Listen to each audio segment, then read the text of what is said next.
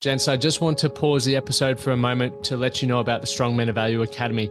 You will have heard me refer to it a number of times, and I want to bring more attention to it. So this isn't just a program, it's a life-changing environment and community of men who are focused on personal and professional growth. We're looking at areas of relationships, wealth, and health, things to help you thrive and maximize your life. Imagine having bi-monthly one-on-one coaching sessions with myself, weekly group coaching calls, and an incredible brotherhood of high achievers by your side. Now we're diving into resilience, leadership, and holistic growth to not just succeed in your career, but to thrive in your health and your relationships. Your journey to greatness, it starts here. So join the movement and you can apply for the Strong Men of Value Academy. You can head to themanthatcanproject.com to find out more. Welcome to the Man That Can Project podcast. I'm your host, Lachlan Stuart, and today we are bringing you another incredible guest. Matt Choi is a Korean-American entrepreneur, content creator, and athlete. He is best known for his football, running, and motivational related content on TikTok, on Instagram, on YouTube, which is where I came across his content. And Matt was formerly a Division I football player. And when I'm saying football for all the Aussies, I'm meaning American football. But now he has set out on a journey to help people reach their full potential in the health and wellness journey and in life. I can't tell you exactly how I came across his YouTube videos. I think it just popped up in the algorithm. I love watching people who are in the running space, in the health and wellness space, because it inspires me. I also get to learn a lot. Now, Matt started his podcast channel in 2020. For those who are watching, you may be watching this on YouTube. I've had one for years, but I've never really put too much time into it. So I'm excited to pick his brain about that today. But also, we're going to talk about transitioning out of football, so similar journey to mine with the rugby, and how that impacted his identity, how he then took the leap from a secure job to then creating his own thing. I think there are a lot of amazing lessons that we're going to get to hear from Matt there as well, but also the community he's creating. A couple of days ago, Matt ran the New York Marathon, and I was following along on socials, and just the energy that this dude brings is next level. So before we dive into today's episode, if you're tuning in for the first time, make sure you hit the follow, like button. If you get value, share it on your socials, tag myself at Lachlan Stuart, and leave a rating and review. Every time you leave a rating and review, it gives us a bit of leverage for inviting more and more guests on, because when they see that people like yourselves are listening to the content and enjoying the content, they're more likely to want to jump on. So I appreciate you supporting me. Finally, if you're wanting to find more direction for your life through building your mental and physical fitness, check out our Strong Men of Value Academy today. It's at themanthatcanproject.com/Strong Men of Value. That's enough from me. Let's dive into today's episode with Matt Choi. What's up, man? And I've just had a cruisy morning. Then we've got a training. Well, actually, today's recovery day, so I still head in and go for a bit of a roll and a sauna and steam, which would be epic. Dude. I might actually go do that later as well. I got a workout in, but I'm like in recovery mode right now, and I would like to get a sauna session in. How'd you pull up from the marathon? Oh, pretty good actually, dude. I didn't run it crazy. I kind of went there for fun. I was raising money for a friend for leukemia. And I kind of went into the race with the intention of just having a good time, and just kind of experiencing New York. And, but bro, it was so I'm so glad I didn't go in with the mindset of I need to hit a PR. Cause most of my marathons, I'm not going to lie, every race I've done, I've gotten faster. And part of that was just my journey of trying to hit a sub 3 hour marathon. But I wanted to soak it in, and New York was so much fun. I've been telling everyone that's a runner or in the running space, I'm like, look, whether you run it, whether you're supporting a friend, whether you donate for a fundraiser or just want to be part of the community, it's so worth it. And growing up in New York, Lachlan, it was it was a special day in New York City. I think it was one of the best days I've ever had in New York. Really? What made you or how was it for you personally? Because I know you come from obviously a football background. How was it for you not going out there to hit a PR, with being such a competitive individual? It's I've gotten to have a better relationship with my own ego during this journey of like, being crossing over into the endurance and running space. And, to your point, it's like, it is hard at times because like when you want to challenge yourself, when you're competitive with your own self, it's always like, yo, I want to beat my time. I want to PR. I want to hit this next achievement. And, for me, I've actually gotten at peace with that, with not always trying to pursue that. And it was funny. I was chatting with some of my buddies who got me into the ultra space, that got me into the running space. They were like, Matt, like they were together. They were like, dude, we're really hyped that like you're able to separate that. And like at times just enjoy yourself versus it always being about a goal, a challenge, like a successful thing in that sense, like a time. And dude, it's tough, Lachlan. I'm not gonna lie. It is tough. Cause for me, it's always about that competitive fire, but sometimes it's like there's bigger ways to make impact outside of that. And I'm able to make impact. If someone watches my video, they're like, yes, that's awesome. But some of the conversations that I had by walking, by uplifting other people, bro, like that shit, it means so much more to those people. And it means so much more to others that are watching that it would be selfish for me to only look at myself and be like, I need to hit a PR every time I go to these new races, because there's so many people that are watching my stuff now that like, one conversation might ignite something for them. One interaction might make them realize like, oh shit, I can do this too. Or maybe I want to be positive as well, right? Because it's just it's a return on investment that is a good thing. So for me, I've gotten a lot better at just like getting rid of that expectation. It's pretty cool. Or for me, it's really inspiring to hear that because I'm very similar to you. And when I came across your content originally from the Home Gym guys here in Australia, good mates of mine, they reshared one of your videos, probably doing a tip tip movement.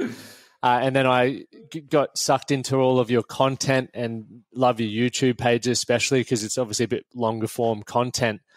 And then I've sort of been drip feeding you messages ever since. And just watching your journey and how you tell story is very inspiring. And then to see you run the New York Marathon, not wanting to do a PR, for me, I was like, this guy's so competitive and he's not wanting to PR it. I just couldn't get my head around it because I'm super competitive and always want to do better. But now hearing the different take on it and that it is actually bigger than you now. Like you've got this huge community. I did those Instagram stories of you running with so many people and just getting the crowd amped up was beautiful. I appreciate that, man. And I've gotten a lot of positive responses from not only, some of the people I got to engage with there, but just other people that have been watching the journey from afar. Cause I mean, Lachlan, to your point, these previous races, they've been so outlandish. They've been so kind of like competitive internally for myself. Right. And for me to just change that hat and wear a completely different hat and like just be a cheerleader and just root these people on. Like for me, I thoroughly it was the slowest marathon I ran and by far the most enjoyable experience I've had. And like that just says it all, right? Like it's kind of like when people get into that epiphany that money doesn't make them happy, that it's the fulfilling work, the service that actually fulfills their heart.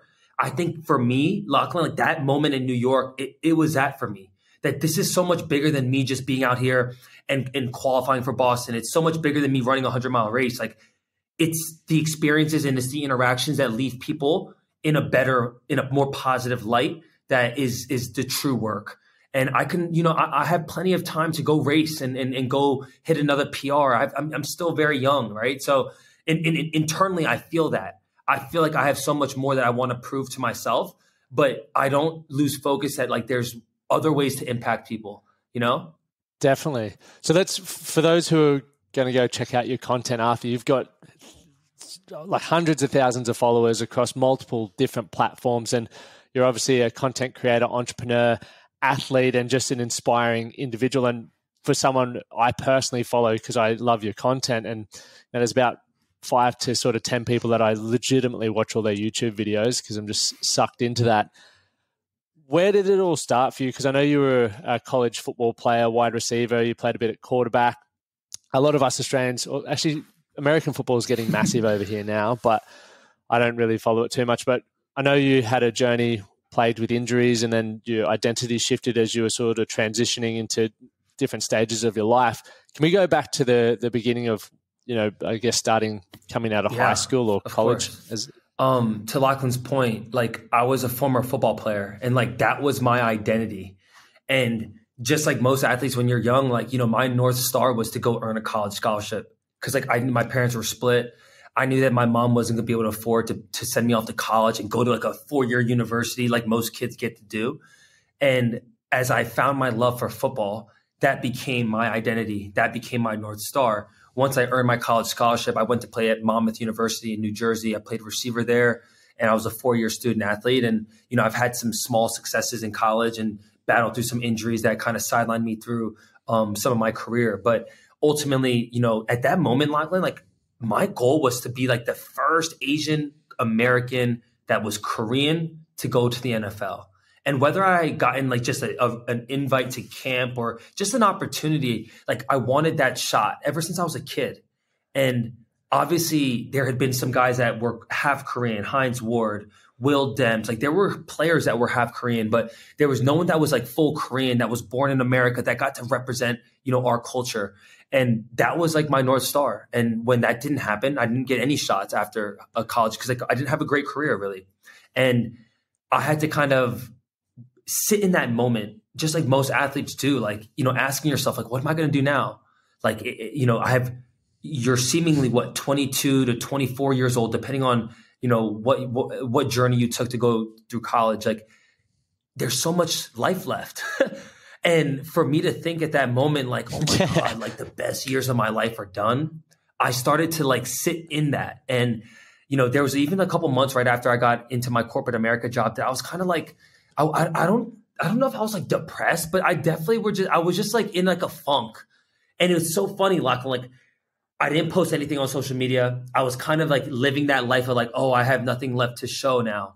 I'm done with football. I'm not going to be present on social media and all that, all those feelings that I think a lot of former athletes go through. And that was me. And I worked at this corporate job and I worked there for a year and a half and I just wasn't loving what I was doing. And at some point, my uncle told me this piece of advice. He said, Matt, like wherever you are in life, in entrepreneurship, whether it's as an employee, like there should be someone that's 5 or 10 years older than you that you're looking at and you want to emulate them. You want to live their lifestyle. You want to have the similar morals or values. And I was looking around at the middle managers that were 5 or 10 years older than me. And like, they all hated their job. They all were just finding that they were all just counting down the hours till the day was done. And I just knew that I wasn't growing the way I wanted to in that environment. And at that time, dude, I was consuming a lot of like Gary Vee, a lot of Jay Shetty, a lot of David God. Like I was just trying to transform my mindset. And a lot of that, was just kind of me taking that time to take in the self-awareness and do the inner work. Everyone wants to change. Everyone wants to leave their job or leave the relationship or start a new hobby, but very few people want to do the work that it takes to get to that point. So for me, it was just laying down the foundation and understanding that it wasn't going to happen overnight. But to give you a little backstory, that was my journey. And then I found myself getting into the personal training space, then getting into creating content without even knowing like what I was doing. And one thing led to another. And I think that's the beautiful part about entrepreneurship or any journey that you're taking in life. Like you don't have all the answers. You don't have everything planned out and mapped out perfectly. You ask any entrepreneur, and I guarantee you that they don't have every single move planned out. They might have a vision of what they want to achieve, but there's no one can read the future. So you just have to be able to adapt with the change that's happening, with the technology that is in front of us, in addition to just not being closed-minded, right? And I think those are the ingredients that allow entrepreneurs to get quote unquote lucky. And I think Nipsey Hussle said it best in one of his songs. It's like when preparation meets opportunity, that's the game, Yeah, very well said. I love how the bit of advice you got, because success definitely does leave clues. And many of us, as you said, are feeling unfulfilled and not happy with where our life's at. And if you just look at the people who are a couple of years ahead of you, would you change places with them? And many people wouldn't. So for you, obviously taking the leap out of that, so many people want change. And many of us also know what we need to do to get change, but we don't want to put the work in. What made you different? I mean, I think there's a couple things, Lachlan. Like it started when I was young. My parents split when I was 3 years old. I had an older brother that was 3 years older than me, who kind of was like the big bro kind of father figure for me. And my mom was a single mom that worked her ass off to provide for both of us, you know? And I'm not going to sit here and say that like my mom did enough to always provide food for the table, that we never had to worry about like where we're going to get our next meal, right? But I think in terms of the ability to accept change, we moved around as kids a lot. And that quickly at that age, Lachlan, I've realized like, oh shit, the ability to treat people with kindness, with empathy, but to treat people the right way was a positive ROI. If you are going to move to a new place and you're going to be an asshole to someone, or you're going to be rude, that's a very fast way to not create good relationships. And as I moved around a lot as a kid, I kind of I got calloused early with this ability to just adapt. And I think that starting at a young age and then spiraling into middle school and then high school, and then, you know, formulating my own friend groups, formulating my own framework around change and adaptation. I think that's kind of where it started. Obviously, to your point, man, change is something that's inevitable. It happens for all of us, whether we like it or not. It's just a matter of how much you want to fight it. And for me, seeing it at that young age, I think it helped me understand that this is something that is bound to happen. And the more you fight it, the more internal stress it causes us as humans. And the more that you're accepting of the fact that there are things that are out of your control that are going to change, and that you just need to adapt with it. I figured that at a young age. And then as I kind of got older, man, it happened through the platforms. Social media changed the way that we looked and that how we utilize the internet, right?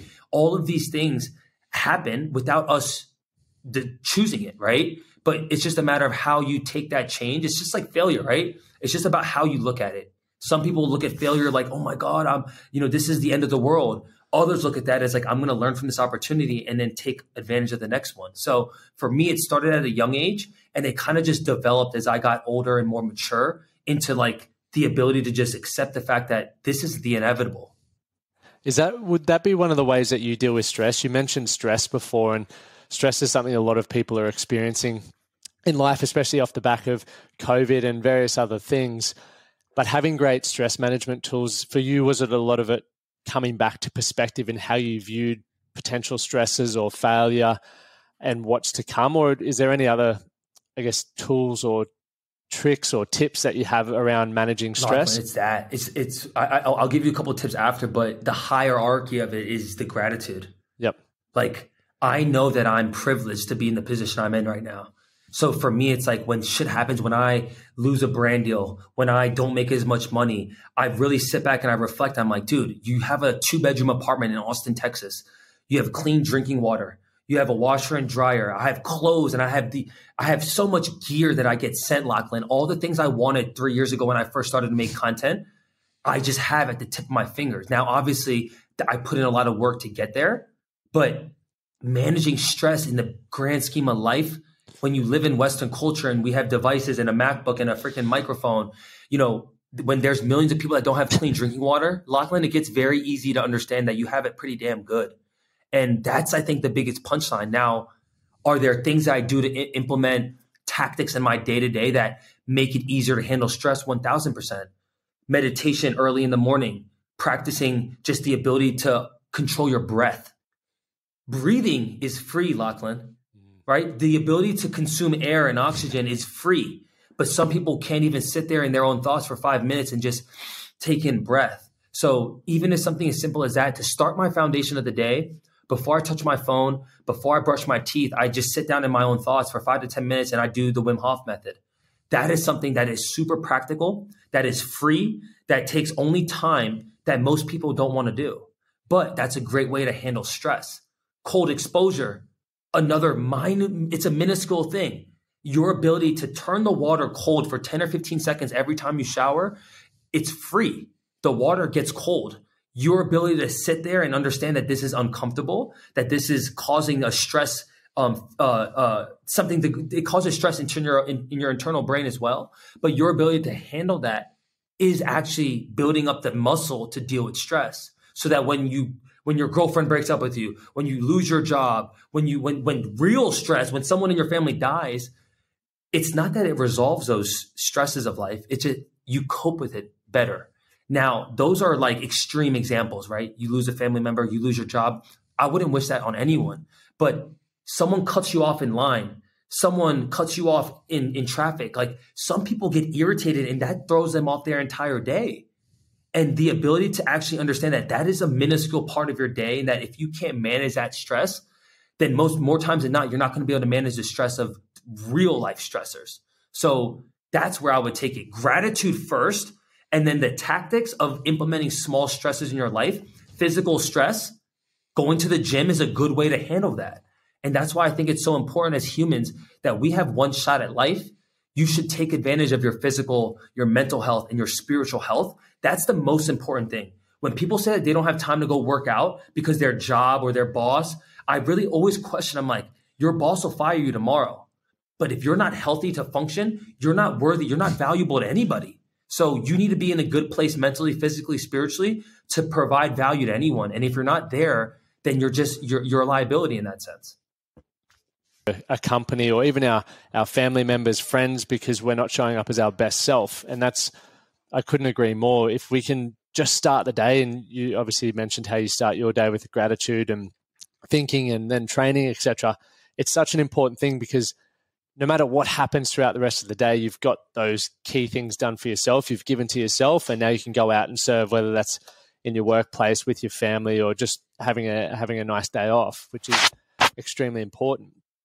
Going back to your YouTube, so when you started creating content just organically, and then when was the moment you realized that you could make a career out of it? Great question, and I think this will help out a lot of creators. I think the light bulb went off when I moved to Austin, and this was just 8 to 10 months ago. I think, let me reverse that back. Actually, when I lived in Maryland, I had an idea that like I was trending my brand was trending in a positive direction, that I would be able to at some point make this a full-time living. When I moved officially to Austin, it almost was like that saying of like, when one door closes, 3 more open, right? And that's how I felt when I moved here, bro. Yep. I closed my first brand deal with REI, and that was like a proper brand deal where I'm like, oh shoot, like this is a solid number. Like I'm looking at it, Lachlan, I'm like, oh shit, like I could pay my food, I could pay my living expenses and then have a little bit of excess to live comfortably and to do the things I want. It was that, like the opportunity to move to Austin, it almost was like a sign of like, oh shoot, now there's all these opportunities. Now, obviously for any human, you need to set yourself up for success. Having saved up expenses to cover your 6 to 8 months of living expenses is always a good strategy anytime you're making a leap of faith, taking a risk in life, right? So I had money saved up where I'm like, all right, well, if I had 0 brand deals come in, if I had no money coming in, I would survive for 8 months and be okay. And I wouldn't be able to live lavishly, but I would survive. And I had that in the back of my mind, but the confidence came from just putting in the work and the reps. I made content every single day for 2.5 years before anyone was really watching my content. So in my mind, I knew like I had something to say, and I built the muscle, just like doing push-ups every single day to build up a chest and build up your triceps. I built the muscle of understanding that I can create content at scale. And when brands were hitting me up to do a one-off deal, to do something like a collaboration, a campaign, whatever, I had the confidence that I can get the job done. And a lot of that was when those 2.5 years I was making content in my mom's house, in her living room, in the place that I slept in when I was a young kid, I built that confidence, because if I could do it in a small suburb of Maryland where there was no one that was watching my shit really, I could do it in Austin, Texas, where it's like a fitness capital here. It's a tried and true place where everyone's moving here, So I think that moment, taking the leap of faith to move to Austin, in addition to building the repetition and the muscle when I was living at home still, gave me the confidence, and then the actual monetary figure when I first got here, That's awesome, man. That's very inspiring. And I definitely love a lot of the creators I follow on YouTube. You're all based in Austin, where I haven't said this publicly, but I'll say it because perfect time. We're in the process of moving to Nashville.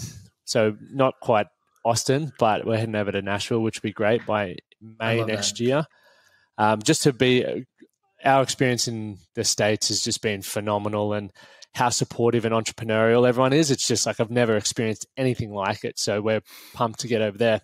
Going back to like the brand deals and doing all that, do you do all of that yourself, or do you have management or stuff? Like, because even to close brand deals, did you learn stuff around negotiation and I guess having a self-worth and a value on yourself? I love this.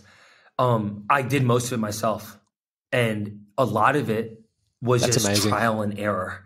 In my first corporate job, I learned sales and I learned operations, I learned management. And that, like, those tool sets kind of transition into this space. Not all the way, but like some of the tactics, right? Like how to negotiate, how to understand your value, how to build insight to other creators to understand how much they're getting paid, right? Like all of those things, it's along this journey as a creator that there's no blueprint for this. There's no book that's like, you call, this is your value, right? Like this is how much you should charge if you have X amount of followers. Because a lot of this game, even for these big brands, they don't even know what to charge. And that's why it becomes this game of like independent contractors and who can sell themselves the most. And that is the biggest game. And if you talk to any sales rep, anyone in sales, they'll always tell you, sell shit that you believe in. Lachlan, what better way to sell than selling yourself, right? Like, what other product would you want to sell? Like, who else am I going to be so gung-ho about if it's not me selling what I can do? So I was so confident, and it almost brought me back to that space of selling other shit that I didn't believe in. So many times as a young kid, I was like, oh man, I'm selling things that like I didn't have passion for. And I found that to be so hard. Like I would struggle to sell those things because I didn't believe in it. But when you're selling your personal brand, when you're selling yourself, it's so easy to sell because you're like, damn, you know the value that you bring. Now to unravel the onion, when I first started to close or get opportunities to get brand deals, Lachlan, I didn't know where to start. I was like, oh shoot, is $500 good? Like, is $1,000 good? Like, shoot, can I charge 2,000? And it's one of those things where you have that first opportunity and a brand says, you know, hey, Lachlan, send me your rate card or send me how much you charge for one video. And you kind of, just like in consulting, you start with a number. And if someone says no, you go back to the drawing board and you say, all right, well, here's my counter offer. If someone says yes, every human is thinking, oh my God, I left money at the table. Just like you do when you're like negotiating a car, right? You always think, oh, I could have gotten this for 18,000 instead of 18,500, whatever. And dude, that was the game. And as I got in touch with more creators, as I got in touch with the right people and the right network, you start to ask the right questions, right? And it's like, then I asked my buddy Hella, then I asked my buddy Brian Mazza, yo, how much did you charge for this? Like, if you don't mind me asking, and most guys don't. Most people in the creator space, they want to help other creators because they've been in those shoes before of not knowing, right? Awesome. So there was guys that helped me. And now I sit back in my shoes and I help people along the way too that ask me. And like, Lachlan, money's funny because like money is like taboo. And sometimes people don't want to talk about it because we've grown up in this society, especially as an Asian American. Like you don't really talk about money to your parents. You don't talk about how much you make or, you know, X, Y, and Z, right? So it can be uncomfortable, but you got to find the right people at the right time to ask them for advice and seek the feedback in a way that one is going to be valuable to you, but also valuable to the other human. So that would be the journey. A lot of it was trial and error at first. And then as my network got opened up to more creators that were in the space, once again, 5 to 10 years older than what I am, I just was always in this mode of being a learner. And I think if someone can actually contextualize that right now, if they're listening to this, like be a lifelong learner. No matter how good you get at what you do, no matter how good you get at your craft, at your industry, at your hobby, there's always someone that's doing it better than you. There's always someone that you can learn from. And as long as you have that framework, as long as you live, you will always find and seek the right answers and find the right network. And that was like the biggest lesson I learned from Mark Cuban. And I'm thinking to myself, Lachlan, if Mark Cuban, who's a billionaire, one of the top business entrepreneurs in the world, he's continuing to learn and sharpen up his tool set, who are we at my age? If you're young as hell, if you think that you made it, that you know it all, you got the game backwards. Because the smartest people in the world are always educating themselves on the next thing. So be a lifelong learner and you will find the answers along the way. You're getting me all goosebumped and pumped up over here. It's exciting, man. It's really cool. because we've with the podcast that I run, it's been doing really well, and I've never monetized it because it's more just free resources and getting people like yourself to share inspiring stuff. But we're going down that route now. And then same with YouTube. Everyone's been like, YouTube. I'm like, all right, well, I literally watch YouTube hours a day. So it's good to learn and listen to your journey and story as well. And you've, to be fair, like you've done it really successfully and in my eyes quite quickly. You launched your page in like 2020 or something like that. So the amount of subs you have, it's just a credit to yourself and the energy that you have, the consistency in the work, and also just how well you tell stories and build that community. And that's one thing that I've gravitated to your content for as a result of that. So I'm excited to continue watching your journey there as well. One of the things that you highlighted a moment ago was obviously moving from Maryland to Austin. How important was that environment? And we did briefly touch on it, but the importance of being around like-minded people. So that environment, how important is that to success? Lachlan, it is the one controllable thing that every human can do. You can right now listen to this podcast. You're already doing it by listening to this podcast. Changing what you're listening to, changing the people that you're hanging around with, that you're associating with, is the one controllable thing that we are in power of. And I tell most creators, like, if you feel like you're around negative people, if you feel like your parents are negative, if you feel like your girlfriend or boyfriend's negative and they're not giving you that positive feedback, that positive reinforcement, then get around them. Like, stop hanging with them as much. And it's the one thing that it's sometimes tough because sometimes it's loved ones. Sometimes it's the people closest to you, but that's actually the game. It's finding positivity and putting that into your framework as much as possible until it becomes what you actually believe. And relocating is a great way to do it. Now, that costs money, that costs time, that costs sacrifice, it costs risk. If you don't have that yet, the best way to do it is put in your AirPods, put in headphones, and listen to the successful entrepreneurs that are in your space that you look up to, and just consume their content at scale. And if they're positive, they're giving you good information, if they're giving you good feedback, that is the most important thing that you can do. Because right now, without changing your job, without leaving your spouse, without doing any of those things, you can do that right now. And that could be the start. That could be the gateway drug into you changing your framework. And dude, like Lachlan, my content is going to start to shift towards mindset because I think this is the game. Everything is in between your own ears. And once you master that voice, the world is your oyster. You can do anything you want in this world. I truly believe it. But you have to shift your framework first.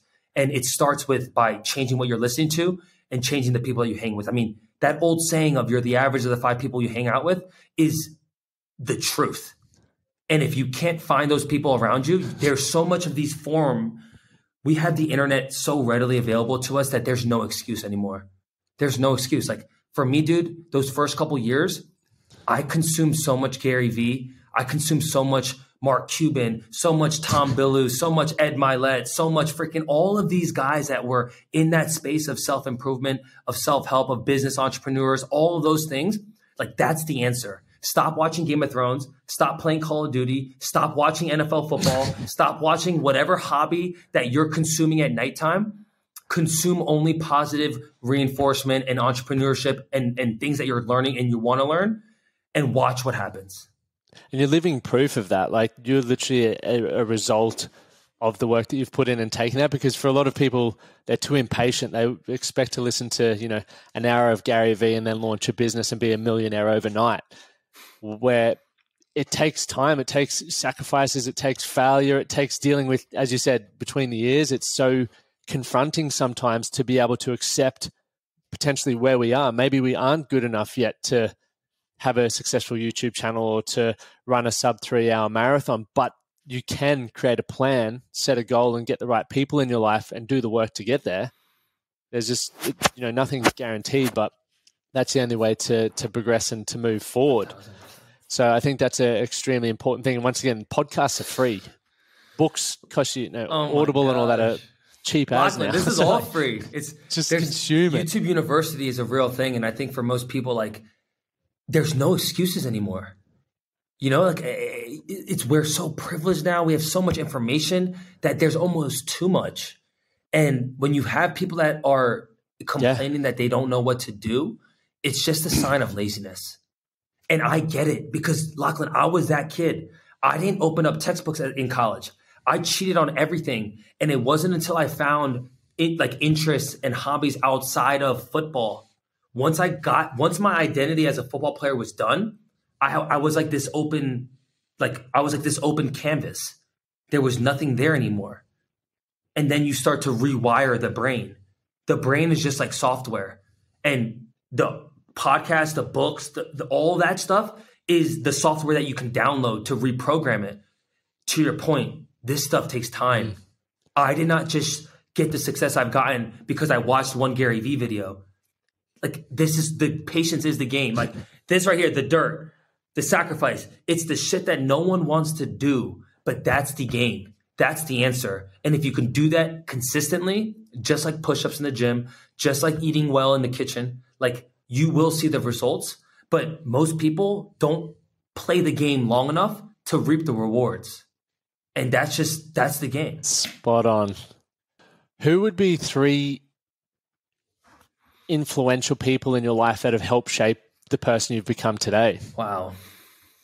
I mean, first, I would say my mom, like by far, like just her and my dad too, and just in different ways. Like my mom's ability to handle and multitask and wear multiple hats when me and my brother were young is something that I just admire as a single mother. And I know it wasn't easy to raise 2 young men that, you know, she just didn't understand at that point, like how to do that. And like, she threw us into sports, which really helped us gravitate towards, you know, male role models, mentors and things of that sort. Right. But my mom first. Secondly, like entrepreneurs that I look up to, Gary Vee by far. Like when it comes to the mindset, when it comes to the emotional intelligence of what it takes to be an entrepreneur and how to do it in this day and age, treating people with kindness, with empathy, with doing it not in this way that it's such a brash way to be an entrepreneur, to be a boss. And then in addition, not just the emotional side, but dude, the tactics, maximizing the platforms that are free. TikTok, Facebook, Instagram, YouTube are free. There's no middleman. You post it and you have a chance to get seen. That is just a game. So his ability to teach from a mindset standpoint and then the tactics, I think right now, if you consume enough Gary Vee and not just Gary Vee on Instagram, like his long form, his like 4Ds, the 4 developments, like all of his like keynotes, you watch that enough and you'll get all the game. And it's the same game that I give back to any young entrepreneur, to any of the clients that we work with through our agency. Like it's the same tactics, dude. Like for me, I don't like Lachlan. I get so hyped up about this shit because Gary gives this shit away for free. I just absorbed all of his shit. The best piece of advice Gary ever said was watch what I do, not what I say. And let that sink in for anyone on the other end of this pod. Like watch what he does, not the things that he says. Because it's super easy to look at Gary Vee and say, he says, fuck college, fuck your parents, and all these abnormal things that are very clickbaity that do well on social media. But if you actually look at what he's doing by diversifying his mediums, by being on every single platform, by understanding how to contextually communicate on LinkedIn versus TikTok versus YouTube versus fucking Instagram, like there's a way to communicate on all these platforms. So definitely Gary Vee. And then I think a third one, you know, once again on like the limitless mindset, like David Goggins by far changed my framework when it came to like understanding what the human potential is. And Lachlan, for a long time, when I was in that rut of that lost identity as a football player, I didn't challenge myself into things that were uncomfortable, that were out of my norm. So when I first got into running, David Goggins was someone that I'm just like, holy crap, this is someone who was 300 pounds 2 times in his life, and he lost the weight and he broke himself off. And I'm not saying that you have to go out here and run 100 miles to find yourself, but doing things that are uncomfortable is always a positive ROI. If you want to learn more about who you are, if you want to learn about what ticks you off, what stresses you, how to learn about failure and dealing with judgment, try to do things and set yourself up to almost fail. Watch what happens when you fail and build the muscle of understanding that you're going to learn from this. So many people don't try new things because they're afraid of the judgment of the failure. So when I was reading his book, Can't Hurt Me, I just got into this mindset of like, I'm in this for myself. I'm going to test myself. I don't care what so-and-so is going to say that follows me, or so-and-so is going to say about me running out here in the middle of the rain, whatever it might be. And I think there's power in that. There's power in controlling your own mind. And so many of us let the external validation of other people control our framework. And I wanted to just take control of that. So I would say he was a big piece. Thanks for sharing those. Every time when I was reading Can't Hurt Me, every time I put that book down, I wanted to go do something extreme. You're just like, this guy is unbelievable. It literally practices what he preaches. I think a lot of people have opinions about David Goggins. I think all in all, he's doing a positive thing in this world. He's helping people, and it is in a brash way. It is in a way that, some can't comprehend, but he's helping people in a net positive. He's doing good in this world. And, there's so many people, SEALs, people in the military world that don't have respect for him because of his military career. And I get that, man. But net, he's helping people find their potential, and it's creating better humans in this world. And I believe that. And I'm an example of that. Definitely. Are you doing his 4-4-48 challenge in I March? believe I am. I told myself, Lachlan, that I would do it every year. And I've done it the past 3 years. And and it's something that. How is it? Because I'm doing it this year. It's a mental battle, just like most things, like you would expect probably. But I think it's just tedious, because like if you think about doing an ultra, like 50-mile ultra, like at least you can do that in like one day. And like you're kind of like, you could be done, go to sleep, eat the food you want to eat. But this is just stretched out. 4 miles is attainable by most people, I would say, whether you just walk it, right? Like most humans in this world can walk 4 miles.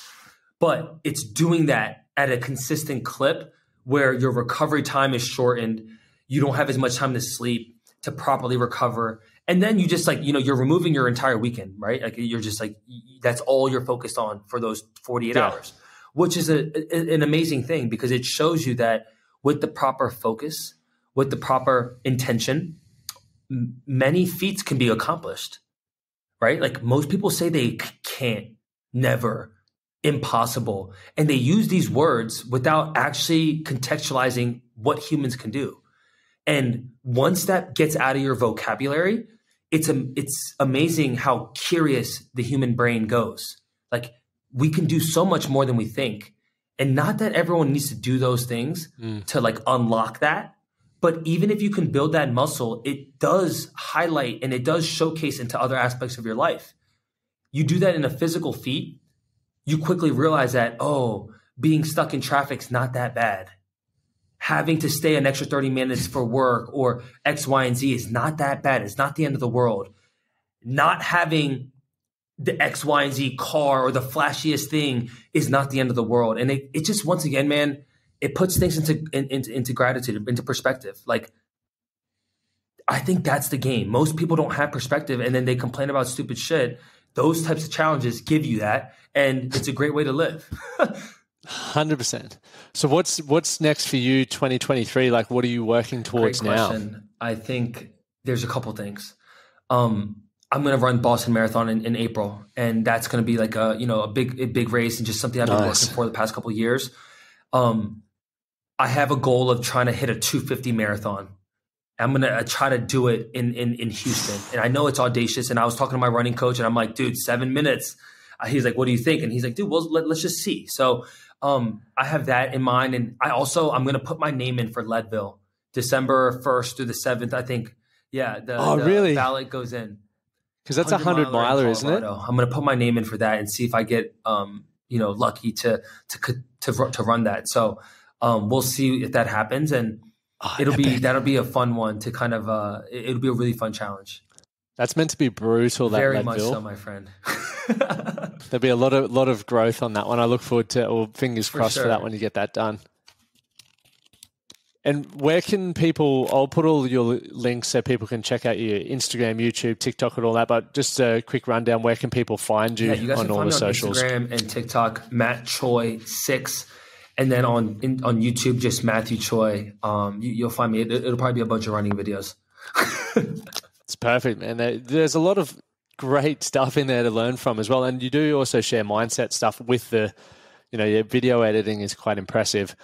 So just watch the content. There's a lot of cool stuff there. That's for sure. I love that. No, I appreciate that. But finally, man, thanks so much for coming on, Matthew. It's been awesome chatting, and next year I'll definitely come visit. We'll get some runs in, and I look forward to continuing to support your content. It's been Thank awesome. You so much for having me as a guest, Lachlan, and let me know when you're in Nashville, because I've been planning a trip. I want to go out there, so we'll link up very soon. All right. If you got value from that episode, make sure you share it. Tag myself, tag Maddie or Matthew Choi as well. And don't forget to leave a rating and review. I'm going to leave you with this one. Do something today to be better for tomorrow. My name is Lachlan Stuart, and thank you for tuning in to the Man That Can Project podcast. Thank you for listening to the Man That Can Project podcast. My name is Lachlan Stuart, and I hope you enjoyed this episode and found it helpful. If you did, please take a moment to rate and review the Man That Can Project on your favorite podcast platform. And don't forget to subscribe to stay up to date with our newest episodes. We'll see you again next time.